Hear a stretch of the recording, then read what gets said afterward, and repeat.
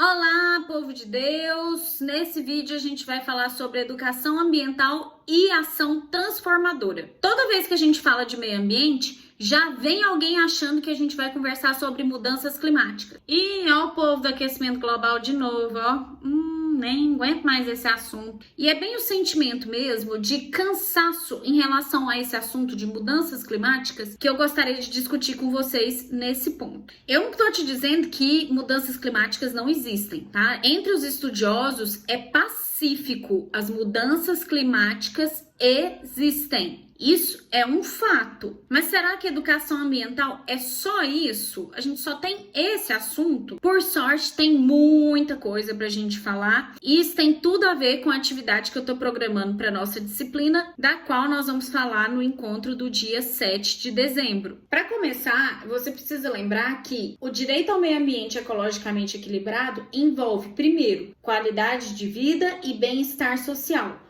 Por isso, nós temos vários outros pontos que podem ser objeto da educação ambiental. Um deles é a saúde, outro é a segurança dos alimentos, produção de alimentos. A gente pode falar da vida humana digna, da proteção dos vulneráveis, de modelos de desenvolvimento, da redução de desigualdades. E tem mais um monte de outros assuntos dentro desses temas, fora deles também, que tem a ver com a educação ambiental. Um dos pontos de pesquisa de vanguarda, por exemplo, é a possibilidade de utilização de tecnologia de blockchain na certificação de padrões ambientais. Blockchain é aquela tecnologia que o pessoal usa para fazer o Bitcoin. Na verdade, é uma cadeia de assinaturas em que os próprios usuários do sistema certificam uns aos outros. Então, você tem várias assinaturas. Se uma pessoa não assinar, não reconhecer o seu próprio elo, não existe validade em toda a assinatura. Isso permite a certificação de madeira, de produtos, de alimentos, permite comércio de créditos de carbono. É um assunto que tem tudo para dar certo e tem grandes chances de você ver por aí, principalmente porque dentro do estado de Goiás nós já temos até iniciativa para comércio de créditos de floresta por meio de tecnologia de blockchain. A plataforma do programa Tesouro Verde está inclusive pronta. No estado do Amapá, essa mesma plataforma que tem previsão para ser estendida para todo o país já está em amplo funcionamento. E, como você deve imaginar, o comércio dos créditos de floresta envolve cálculos de área, cálculos financeiros e várias outras situações que podem colocar a matemática e o ensino de matemática como um instrumento para se compreender a realidade social. A partir do reconhecimento da importância desses assuntos e de como eles interferem nas nossas vidas e no cotidiano de todo mundo, houve várias mudanças ao longo do século XX e do século XXI de concepção de vida, de possibilidade de desenvolvimento da economia, da sociedade e até do direito. Para a gente poder refletir um pouquinho sobre isso, eu trouxe um autor que é moda nos programas de mestrado e doutorado por aí, em todos aqueles que discutem desenvolvimento. Coloquei para você o nome dele, ó, é Amartya Sen.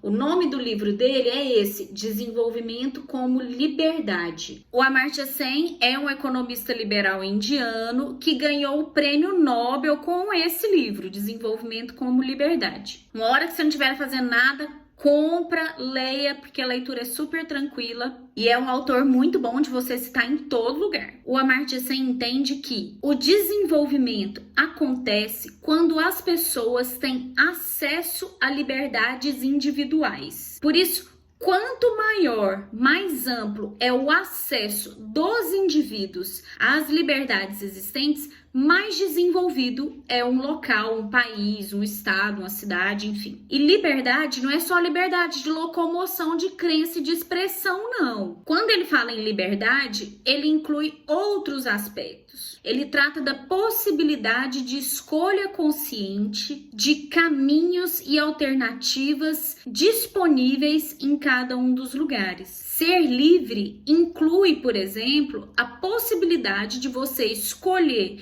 se quer consumir um alimento cheio de agrotóxico ou se você faz isso só porque ele é muito mais barato e você não tem dinheiro para comprar outro. Se a sua escolha pela compra de um alimento ou pela manutenção de uma situação ambientalmente desagradável é guiada pela sua situação financeira, então, na verdade, você não é totalmente livre, você não está escolhendo nada. A partir daí, a gente consegue pensar aqueles índices de desenvolvimento humano por um outro prisma. E o IDH, que é o Índice de Desenvolvimento Humano, inclui diversas variáveis que visam refletir o maior número de situações que interferem nas possibilidades de escolha de cada cidadão, de cada cidadã em cada lugar desse mundo nosso. Dentro do direito, por exemplo, esse entendimento de educação ambiental e da possibilidade de transformação vinda da educação ambiental permitiu a construção de uma ideia nova a respeito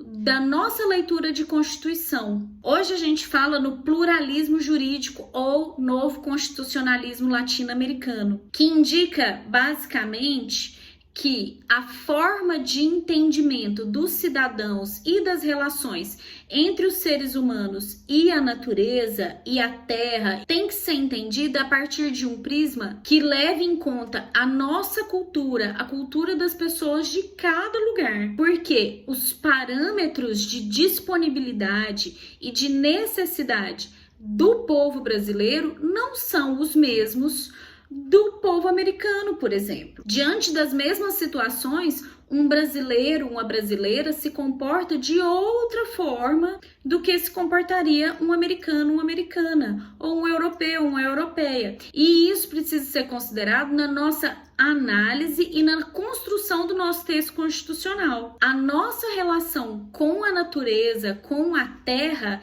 também é diferente. A educação ambiental permite que a gente discuta que modelo de desenvolvimento nós queremos para o nosso país, o que nós estamos fazendo e se as nossas ações vão dar certo ou não, considerando o nosso povo. Porque não adianta nada eu pensar uma política pública que tenha dado muito certo no Japão, por exemplo, se aqui o brasileiro não se comporta igual o povo japonês para tudo. Sobre esse assunto, eu coloquei o nome desses dois autores, caso você tenha interesse, Antônio Carlos Volkmer e o Boaventura de Souza Santos, tratam do pluralismo e do novo constitucionalismo latino-americano. O pessoal da geografia, da história e das próprias ciências ambientais tem um pouco mais de contato com esses autores. Mas, principalmente para você que está aqui em Morrinhos, pertinho do mestrado em Ambiente e Sociedade, eu acho que vale a pena você dar uma olhada. E, considerando a realidade do nosso estado,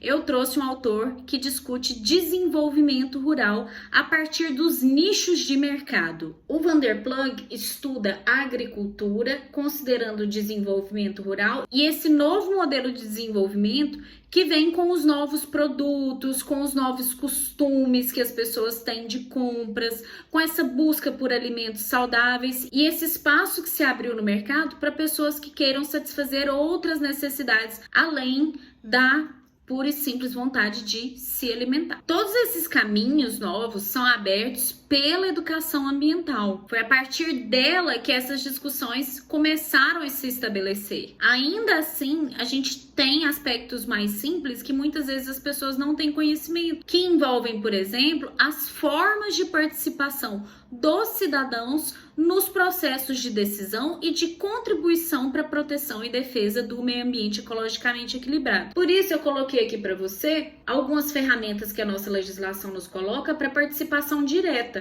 A primeira delas é a ação popular, que está lá no artigo 5º, inciso 73 da nossa Constituição, que permite que qualquer cidadão proponha uma ação popular, né, vá à justiça para buscar a anulação de um ato lesivo ao patrimônio público ou de entidade ou de estado ou à moralidade ou ao meio ambiente, o patrimônio histórico, cultural, havendo inclusive a possibilidade de isenção das custas e dos honorários de sucumbência. Então, a ação popular é uma forma de participação direta.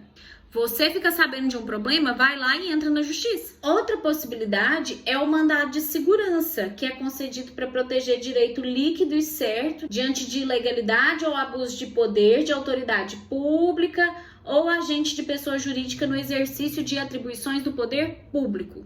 Você já sabe olhar lá no artigo 225 as coisas que o poder público tem que fazer para proteger o seu direito ao meio ambiente ecologicamente equilibrado. Se ele não estiver fazendo isso, então você pode, para garantir o seu direito líquido e certo ao meio ambiente ecologicamente equilibrado, ingressar com mandado de segurança. E você ainda tem a tutela individual de caráter civil. Você vai lá e pede a indenização se você não quiser mandado de segurança. Ai, prof, mas eu tenho medo desses trem.